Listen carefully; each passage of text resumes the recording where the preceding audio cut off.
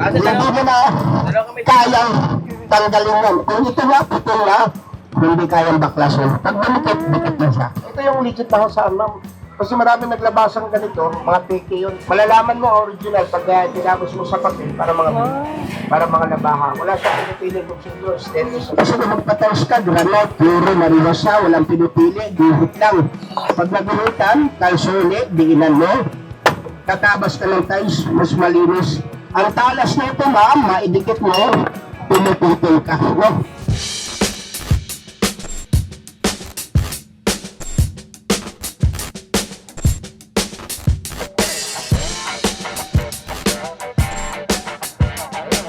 For today's video, habang naglalakad tayo sa Quiapo, ay nakita ko nga itong mga paninda ni Mang Jimboy.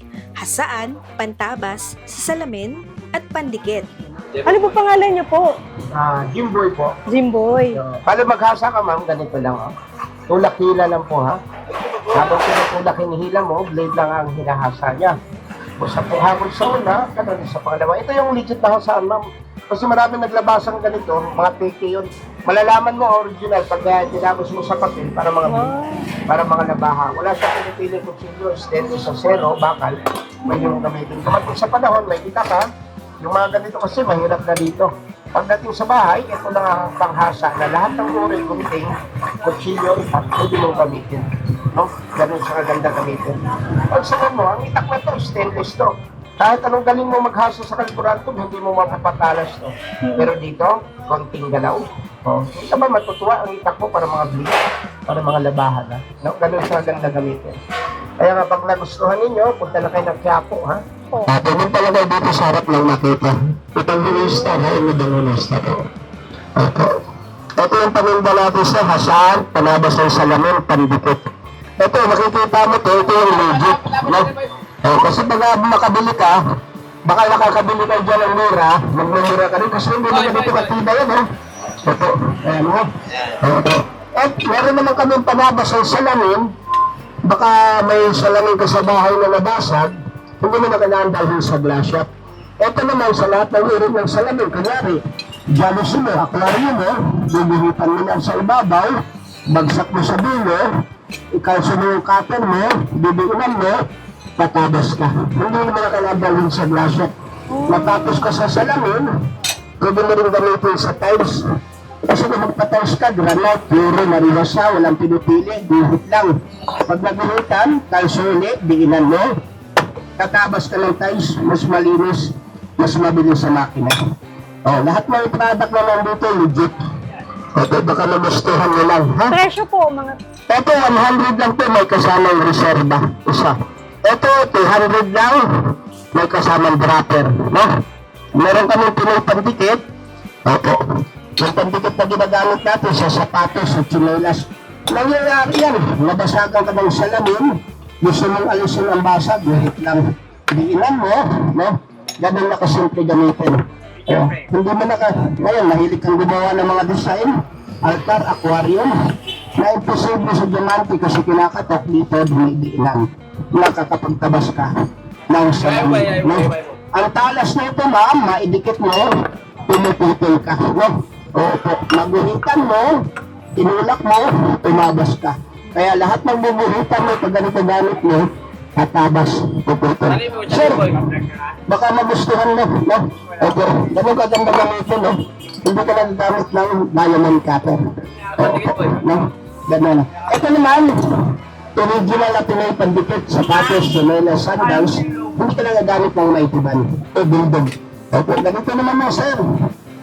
Kunyari, ma'am, may mga sapatos kayong naputol, ito, sa tsinelas, mapatakan mo lang siya. Hindi mo siya kailangan kaliguan ng pandikit, no? Lahat ng patak lang, ayan, nakita mo na patakan mo na, hindi siya kagaya ng rugby na pinatutulong sa araw. Ito, pag napatakan mo, idikit mo lang. Manilam ka dyan, ilaban dyan. Ganun mo siya kaganda. Hilahin mo, sir. Opo. Hindi mo na kayang tanggalin yan. Kung ito nga, putol na, hindi kayang baklasin. Pag dumikit na siya. Ito, 100 na yung ganito natin, ha? 3 piraso. Sapatos, tsinelas, sandals, leros ng motor, kahoy, wood curtain, salamin, bakal, wala tinitubo. Ito. Baka magustuhan nyo, 100 lang yan, ha? Ito, baka magustuhan nyo yung mga product na ginagamit natin. Ito hasa natin, legit na to. Kahit anong kutsilyo na, kahit anong itak na, ipatong mo lang. Baka magustuhan nyo. Hindi naman tayo pwede magtinda ng taker rito, nasa Quiapo ka. Palagi kang bumibili rito, palagi kang naglalakad. Isipin mo siya, kahit anong itak mo sa bahay, subukan mo, tututol lang ganito, hindi tatabas yun. Para mga breed, ang pwede mo kaya magkapon, nabaha, cutter breed. Ang itak mo, ganyan katayos. Ano pa nga sa kahoy, sa puno? Kaya nga dito, lahat, kasunod patalasin, meron tayo. Kaya nagustuhan mo sir, 100 na yan. Banot mo sa bahayan, ha? Ito. Kanghasa, kanatos, pandito. Yung hasaan natin, taon na siyang gagamitin. Ito sa salamin lifetime. Simple lang, no? Simple mo, ganito kakitid na salamin. Kahit galing ka ng glass shop, mananabas ka ng salamin, tinaya lang nito, yung mga ganito kakitid. Ang tawag dito, piso-pisong cutting. Hindi kaya ng diamond yun. Dito, kansahan mo lang, kahit na sticker ng barbecue. No? Ito, pag malaki, sticker ng barbecue siya. Tatabas na yan. Bibiilan mo lang, ha? Isipin mo, kapiraso na yung mga excess cutting. Sa diamante kasi, tinitip-tip talaga yun. No? Ito, dito, maidikit na yun. Tititin ka. Nabuhitan mo, tatabas ka. Ito ka lang sa ganda ganito lang. Baka magustuhan mo yung mga product na ginagamit natin. Sa mga interesado po, napunta lang kayo dito, Evangelista Street po. Raul Evangelista po. Hanapin niyo po si Jimboy po. At saka si Mabel. 100 lang, for only 100 Hindi pesos. 100 lang yan. No? Yan sir, legit na yan. Pag hindi tumaba sa inyo yan, pwede kong ibalik. No? Opo. That's it for today's video. Thank you for watching and see you on my next vlog.